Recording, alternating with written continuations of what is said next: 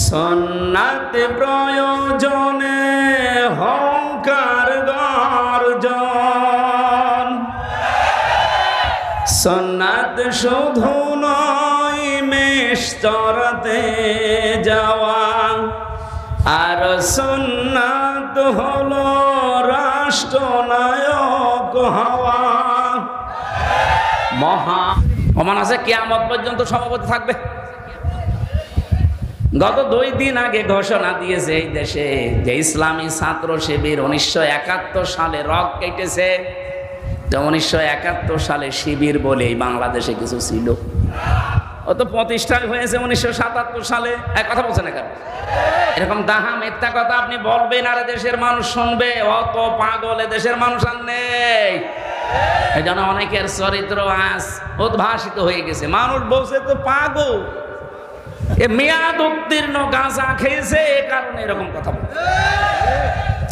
কারণ মেয়াদ উত্তীর্ণ গাঁজা যারা খায় না তারা তো এরকম কথা বলার কথা না। যারা মেয়াদওয়ালা গাঁজা খায়, এই যে লালনের মাঝারে যারা গাঁজা খায় ওরা মেয়াদ উত্তীর্ণ গাঁজা না, মেয়াদওয়ালা গাঁজা খায়, এই জন্য উল্টা পাল্টা বকে না, পড়ে থাকে। কিন্তু যারা মেয়াদ উত্তীর্ণ গাঁজা খায়, যে মানুষগুলো, এই যে কিশোরগঞ্জের একজন আছে ফজলুর রহমান, ফজু পাগলা, নাম শোনেননি? এরপরে চাঁপাইনবাবগঞ্জের স্বামী স্ত্রী মোজাদ্দেদে জামান, ভারতের কামান, আর এই চুয়াডাঙ্গা দুদুমিয়া।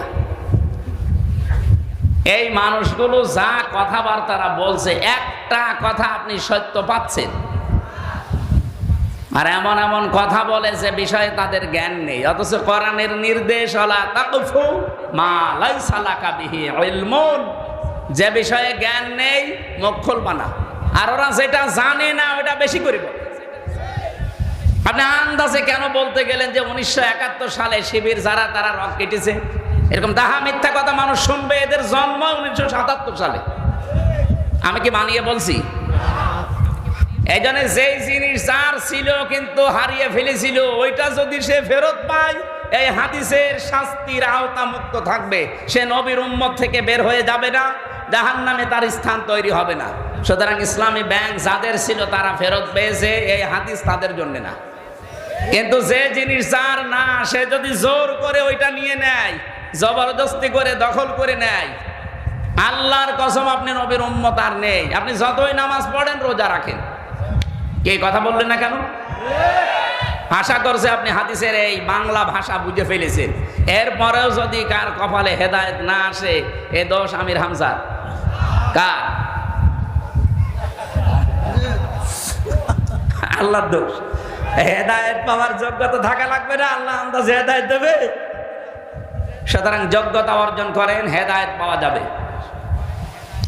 আমরা কিতাবের ভেতরে আমাকে যে রিমান্ডে এই প্রশ্নটা করার পরে যেই বলেছে ইব্রাহিম নবী আমাদের জাতির পিতা, সুন্নাত নয় শুধু দাওয়াতের মেহমান, সুন্নাত নয় শুধু খাওয়া শেষে মধুপান, আরো কিছু সুন্নাত আছে তুমি জানো কি? জানলেও জীবনে কখনো তা মানো কি?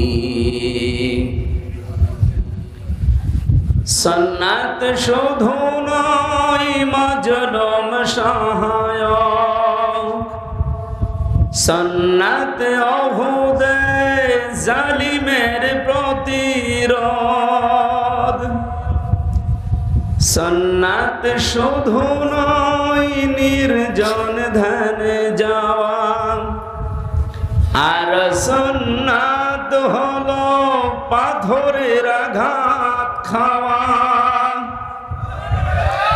মহাব্বতে তার সুদিনের সাথী তুমি, মহাব্বতে তার সুদিনের সাথী তুমি, দুর্দিনেও তার পাশে থাকো কি? আর কিছু সুন্নাত আছে তুমি জানো কি, জানলেও জীবনে কখনো তা মানো কি। সুন্নাত কোরআনের সমাজ বিনির্মাণে বৈরী সকল পথ মাড়িয়ে চলা। সুন্নাত দাওয়াতে দিনের পাশাপাশি ইসলাম রক্ষায় হাতে তলোয়ার তোলা। সুন্নাত শুধু নয় নমনীয় আলাপন, আব্বতে তার খালিদ ওমর আলী, হামজার মতো তার পাশে থাকো কি, আরো কিছু সুন্নাত আছে তুমি জানো কি, জানলেও জীবনে কখনো তা মানো কি। আলহামদুলিল্লাহ। প্রাণপ্রিয় জেলা কুষ্টিয়া কমারখালী থানার অন্তর্গত সান্দিয়ারা হাফিজিয়া মাদ্রাসার উদ্যোগে ডাসা হাই স্কুল ময়দানে মহাবিশ্বের মহাবিশ্বয় আমাদের মালিক মহান রব্বুল ইজ্জাত আল জালালের মুখের পবিত্র বাণী কোরআনে কারীম তাফসীরুল কোরআন মাহফিলের স্বনামধন্য সভাপতি জনাব আমির হোসেন জুয়েল, সভাপতি সান্দিয়ারা হাফিজিয়া মাদ্রাসা ও ডাসা মাধ্যমিক বিদ্যালয় কুমারখালী কুষ্টিয়া। ওই সভাপতিকে আতালাল্লাহু উমরাহু ওয়া বারাকাল্লাহু ফি হায়াতি, বলেন আমিন। দেখতে মনে হচ্ছে হযরতে বেলালের মতো লাগছে না? আল্লাহ পাক কিয়ামতে হযরতে বেলালের কাতারে যেন দাঁড় করিয়ে দেন। প্রধান অতিথি বাংলাদেশ জামাতে ইসলামী কুষ্টিয়া জেলা শাখার সম্মানিত জেলা আমির, বিশিষ্ট ইসলামী চিন্তাবিদ, শিক্ষাবিদ, রাজনীতিবিদ জনাব অধ্যাপক মাওলানা আবুল হাশেম, আতালাল্লাহু উমরাহু ওয়া বারাকাল্লাহু ফি হায়াতি, বলেন আমিন। এতক্ষণ যারা এখানে আলোচনা রাখলেন আপনাদের এই থানার কৃতি সন্তান, ইসলামিক চিন্তাবিদ, হাজার হাজার আলেমের উস্তাদ হাফেজ মাওলানা জুলফিকার আলী, আলোচনা রেখেছেন হাফেজ মাওলানা শামসুল আলম বকুর। এখানে উপস্থিত আছেন খোকসা কমারখালী এ আসনের বাংলাদেশ জামাতে ইসলামী মনোনীত এমপি পদপ্রার্থী, ইসলামিক চিন্তাবিদ, রাজনীতিবিদ, শ্রদ্ধাভাজন বড় ভাই জনাব আফজাল হোসেন দামাত বারকাতুহুমুল আলিয়া, বলেন আমিন। উপস্থিত আছেন কমারখালী উপজেলার শ্রদ্ধাভাজন আমির বাংলাদেশ জামাত ইসলামী জনাব আফতাব উদ্দিন মাস্টার, অধ্যাপক এএসএম মতিউর রহমান উপজেলা আমির শৈলকুপা এসেছে উনি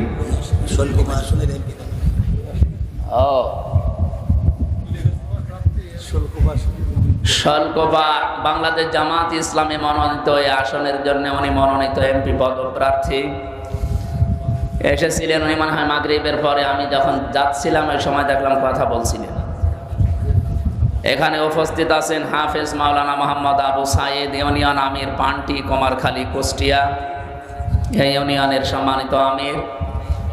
মঞ্চে বসা অত্র এলাকার সর্বজন শ্রদ্ধাভাজন ব্যক্তিবর্গ, সামনে বসা মুসলমান ভাইরা, পর্দার আড়ালের সম্মানিতা মা এবং বোনেরা, এই যে যারা দাঁড়িয়ে আছেন বসার জায়গা পান না, এসব জায়গায় তো বসা যায়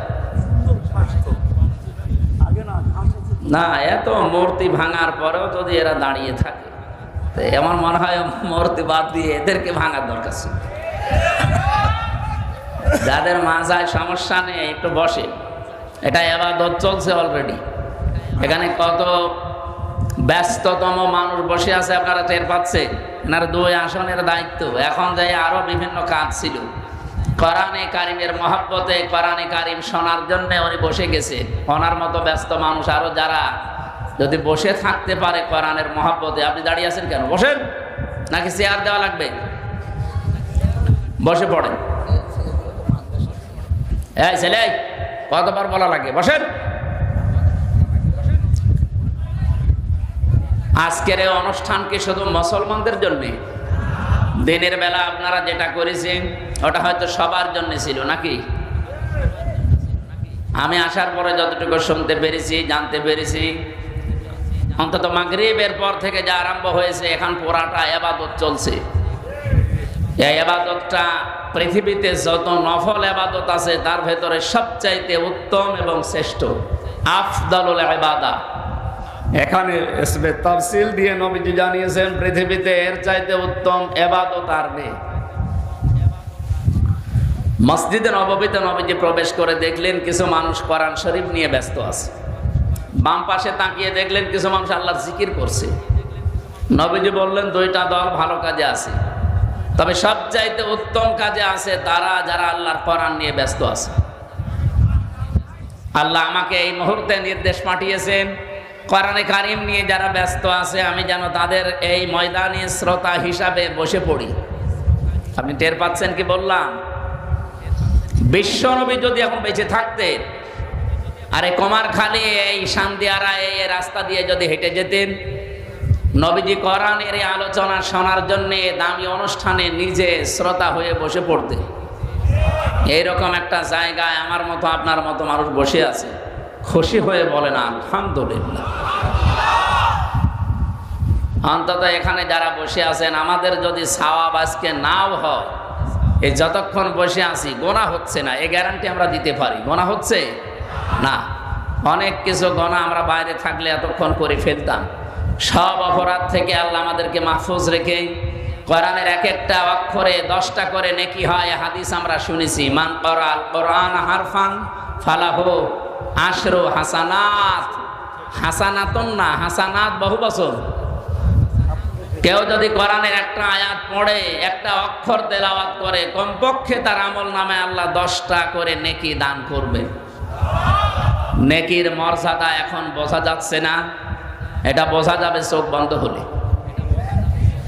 তাফসীরে ফি জিলালিল কোরআনে পড়েছি কিয়ামতের কঠিন ময়দানে রব্বুল আলামিন মানুষের একটা নেকি যখন কম হয়ে যাবে, এই লোকটাকে আল্লাহ পাঠিয়ে দেবে, যা তারা আপনজনদের কাছে যা।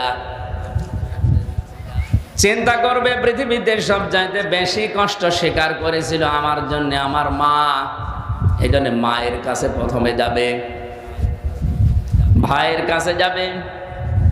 এমন এমন মানুষের নাম আমি এখানে পেয়েছি, প্রায় 7 জনের নাম আছে। এই আয়াতটা একটু চিন্তা করেছিলাম, আল্লাহ কেন এদের নাম দিলেন প্রথমে। এখানে বেশি হয়ে যাচ্ছে ভাই, কথা বলা যাবে না, যে যেখানে থাকে থাক, এদিকে তাকিয়ে থাকে। এমনি অল্প সময় কথা বলবে গরম। ইয়াউমা ইয়াফিরুল মারউ মিন আখিহি ওয়া উম্মিহি ওয়া আবিহি ওয়া সাহিবাতিহি ওয়া বানি।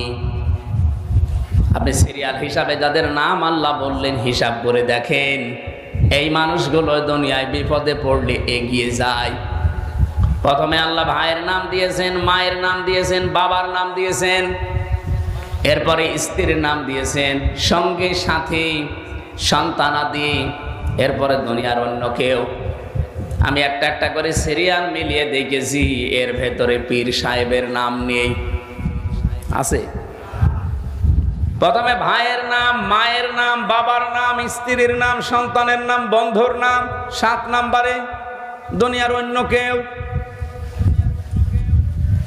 আমার এই ছোট্ট মাথায় এসেছে যে এতগুলো মানুষের সিরিয়াল হিসাবে আল্লাহ নাম দিলেন, শব্দের ভেতরে মারাত্মক শব্দ দিয়েছেন ইয়াফিরু। এর বাংলা অর্থ হচ্ছে মাজা তুলে দৌড় দেওয়া। এই এলাকায় আমার মনে হয় কুষ্টিয়ার এলাকায় মানুষ বলে খেচ্ছে দৌড় দেওয়া। খেচ্ছে দৌড় দেওয়া বলে না? সাপে তাড়লে, বাঘে তাড়লে মানুষ যেভাবে দৌড়ায়, কিয়ামতে আপনজন দেখলে মানুষ ওইভাবে দৌড়াবে। কুষ্টিয়াবাসী, এটা রেকর্ড হচ্ছে, তামাম দুনিয়া এখন শুনতেছে, বাংলা ভাষাভাষী যারা লাইভে, সবাইকে উদ্দেশ্য করে বলছি, যাদের নাম বললাম সিরিয়াল হিসাবে আল্লাহর দেওয়া ঘোষণা অনুযায়ী এরা যদি কিয়ামতের দিন স্বীকার না করে পালিয়ে যায়, বলেন তো যারা পীরের ওপরে ভরসা করে আছেন, আল্লাহর কসম অনেক পীর বলবে আমি পীরই ছিলাম না।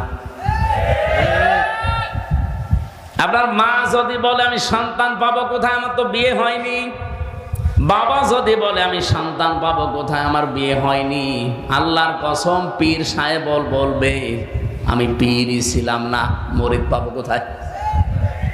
এই জন্য কারো ওপরে ভরসা করে কোনো লাভ নেই। আপনার শুধু নিজের জীবনের ওপরে ভরসা করেন, কতটুকু কাজ কারবার আপনি করলেন। আমার এই 33 বছর বয়স, এই 33 বছরে আমি যা করেছি এইটার উপরে ভিত্তি করে আমার জীবনে কিয়ামতে আল্লাহ বিচার করবে। মাঝে মাঝে একা থাকলে মনে হয় এখনই যদি মারা যায়, আল্লাহ পাক যদি নিজের সামনে দাঁড়িয়ে জিজ্ঞাসা করে যে আমির হামজা 2024-25 সাল চলছে, এটা জুন মাসের 1 তারিখ পর্যন্ত তোরে মাফ করে দিলাম, যা শুধু 2 থেকে 10 এই 9 দিনের হিসাব দিয়ে জান্নাতে চলে যা। আমার তো মনে হয় এই 9 দিনের হিসাব এখনো আমার জোগাড় হয়নি। আপনারা পারবেন না? আপনারা পারবেন।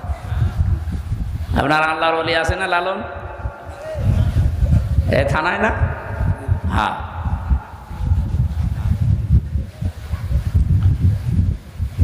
তাফসিরে ফি জিলালিল কোরআনে সাজ্জাদ কুতুব রাহমাতুল্লাহ আলাইহি আয়াতের ব্যাখ্যা করতে গিয়ে লিখেছেন, কিয়ামতে যখন একটা একটা করে সবাই পালিয়ে যাবে, লোকটা মাথা নিচু করে সে আল্লাহর দরবারে দাঁড়াবে।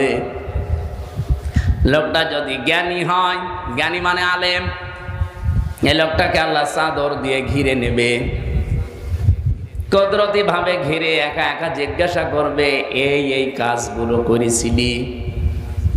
ও তো জানি যে আমার আগে পরের প্রকাশ্য গোপনের সব বিষয় আল্লাহর জানা আছে। মাথা নিচু করে বলবে আল্লাহ আমি করেছি।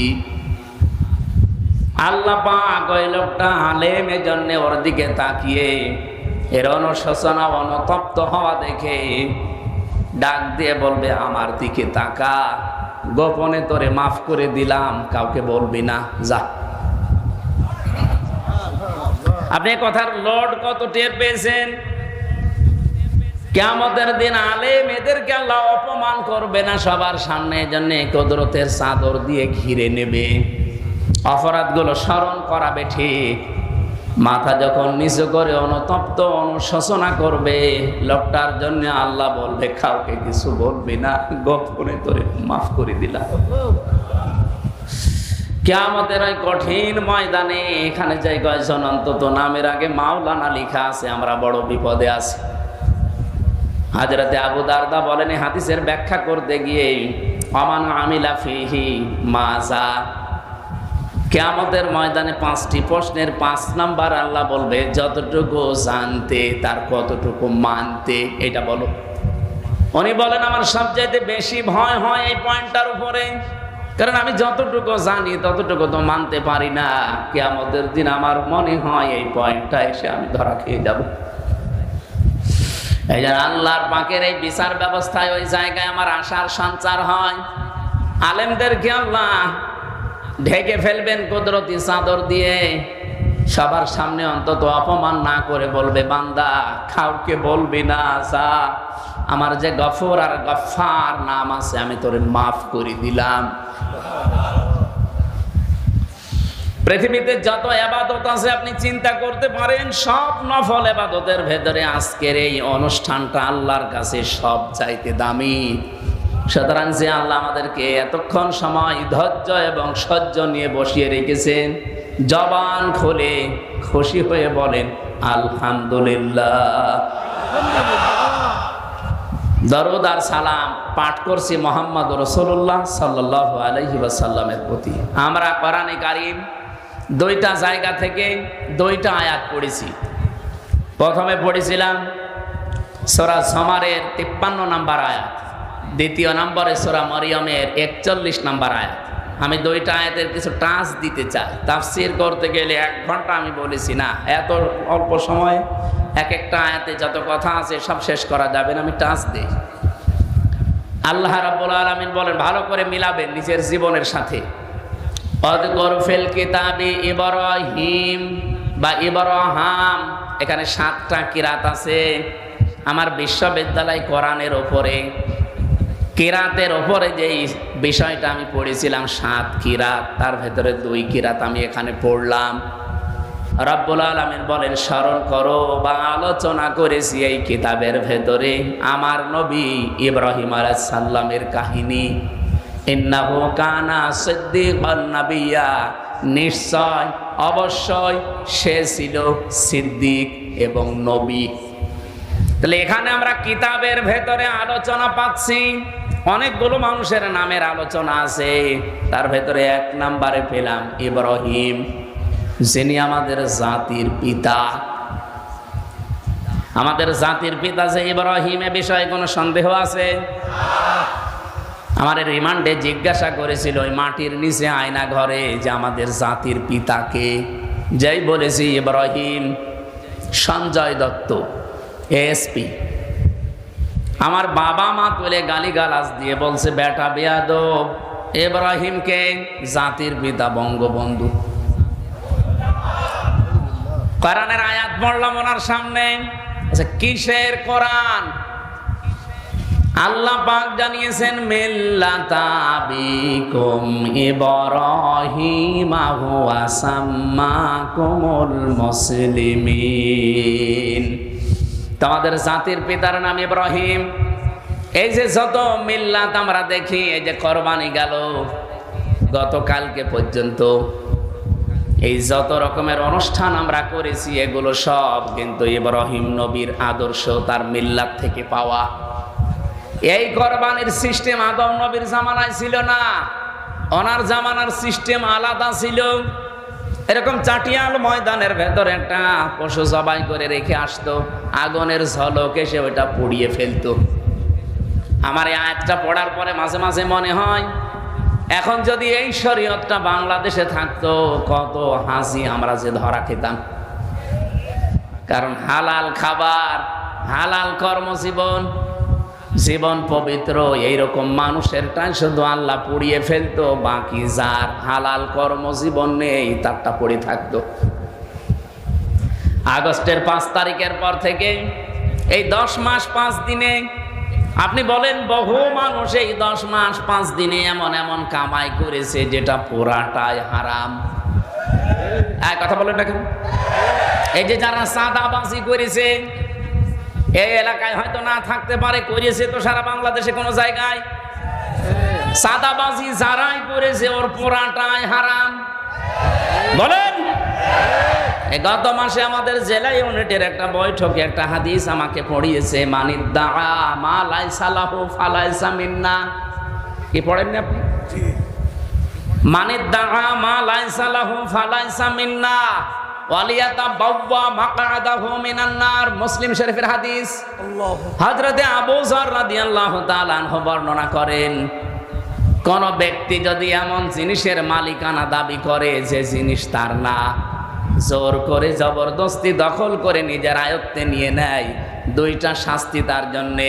1 নম্বরে ফালাইসা মিন্না, ওই দিন থেকে সে আর নবীর উম্মত নেই। আমার মনে হয় আগস্টের 5 তারিখের পর থেকে এই জুন মাসের 10 তারিখ পর্যন্ত বহু মানুষ আল্লাহর নবীর উম্মতের তালিকায় আর নেই।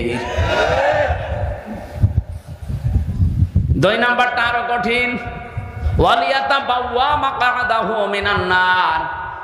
সে যেন জাহান্নামে নিজের স্থান একটা তৈরি করে নিল। সুতরাং যারা এই কাজ করেছেন, এখনো করছেন, আপনি যদি এই টাকা, এই সম্পদ, এই মাল যদি তাকে ফেরত না দেন, আপনি মরে গেলে আমি না, কাবা শরীফের ইমামও যদি বলে বিসমিল্লাহি ওয়া আলা মিল্লাতি রাসূলিল্লাহ, কিছুই হবে না। আল্লাহর নামে রাসূলের দলে তুলে দিয়ে গেলাম, আপনি আল্লাহর নামেও নেই, রাসূলের দলেও নেই। এক কথা বলেন না কেন? সুতরাং আমরা চাই, আমার নিজের জেলা এটা, 64 জেলার ভেতরে জেলার প্রতি আমার মায়া মহব্বত ভালোবাসা এমনি মানুষ হিসাবে একটু বেশি। সেই হিসাবে বলছি, যারা অন্যের সম্পদ দখল করেছেন ফেরত দেন। কারা কারা দেবেন হাত তোলেন তো। ও এলাকায় হালকা কয়েকজন আছে, ঠিক। হাদিস মনে হয় এখানে বলা আমার ঠিক হইল না নাকি? এলাকায় তো এগুলো নেই। পরে পরে বলেন তো এখানে আপনি কি বুঝলেন হাদিসের? এবার টিকা বলি, টিকাটা না বললে অনেকে ভুল বুঝবে। কারণ আগস্টের 5 তারিখের পরে 1 মাস না যেতে একজনের ফতোয়া দেখলাম, সে বলছে ইসলামী ব্যাংকও ছিনতাই করেছে একদল। এরকম ডাহা মিথ্যা কথা আপনি বলতে পারবেন? এবার টিকা বলি, তারপরে দেখেন তো হযরত আবু যর রাদিয়াল্লাহু তাআলা আনহু থেকে বর্ণিত, মুহাদ্দিসিন ইকরাম টিকায় লিখেছেন, কোন জিনিস যদি আপনার ছিল কিন্তু হাত ছাড়া হয়ে গেছে, হারিয়ে গেছে, বেদখল হয়েছে, ওটা যদি আপনি আবার ফেরত পান তাহলে আপনি হাদিসের শাস্তির আওতা মুক্ত থাকবেন। ও কুমার খালি বাসী, ভালো করে একটু শোনেন। ইসলামী ব্যাংক অনেকে বলে এটাও ছিনতাই হয়ে গেছে। কে বলেছে ছিনতাই হয়েছে? যাদের ব্যাংক তারা ফেরত পেয়েছে। ইসলামী ব্যাংকে আপনার বাবার বলেন, যারা মাথার ঘাম পায়ে ফেলে বানিয়েছিল তারা ফেরত পেয়েছে। শুধু ফেরত দিলেই হবে? ওদের তো অন্তত যা ক্ষতি করেছেন ক্ষতিপূরণ দেওয়া লাগবে। ৭৫,০০০ কোটি টাকা এখান থেকে সরিয়েছে, এই টাকাগুলো তাকে দেওয়া লাগবে। যারা এই কথা বলেন যে ইসলামী ব্যাংক তো ছিনতাই হয়ে গেছে, আপনার মুখে কিয়ামতের দিন আল্লাহ সিলাই করে দেবে। এরকম দাহা মিথ্যা কথা আগামী থেকে আর বলবেন না। কিছু মানুষের চরিত্র এখন দেখছি, কথা বললে শুধু মুখ দিয়ে মিথ্যা কথা বের হয়। সেদিন দেখলাম এক চাচা, রাকিব নামে এক চাচা, ওনার ৬-৭ সেশন, আমারও বড়, উনি এখনো সভাপতি। আমার সেই 15 সালে ছাত্র জীবন শেষ হয়ে গেছে, ওর তো আরো 2 বছর আগে 13 সালে শেষ হওয়ার কথা। ও এখনো সভাপতি থাকে কি করে?